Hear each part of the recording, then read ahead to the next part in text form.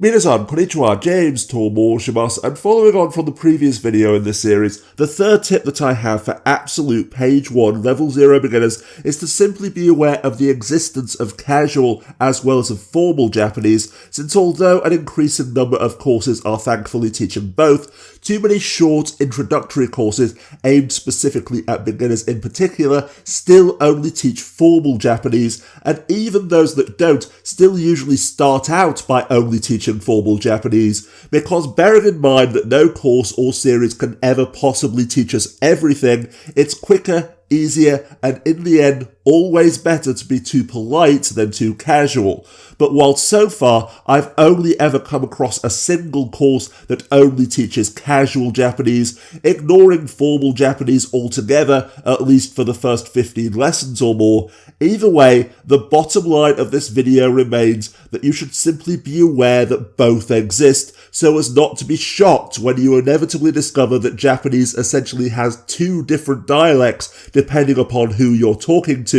and that yes, we need to learn both, with watashi wa kino shigoto ni ikimasen deshita and ore wa kino shigoto ni ikanakatta, each meaning exactly the same thing, I didn't go to work yesterday, but with the former being how a younger female employee might address her boss, and the latter being how an older man might address his friend at the bar who is of the same or lower status, bearing in mind though that, as I explained in the previous video in this series, someone using such casual Japanese almost certainly wouldn't bother to state the pronoun, instead only saying kino shigoto ni ikanakatta, yesterday, didn't go to work.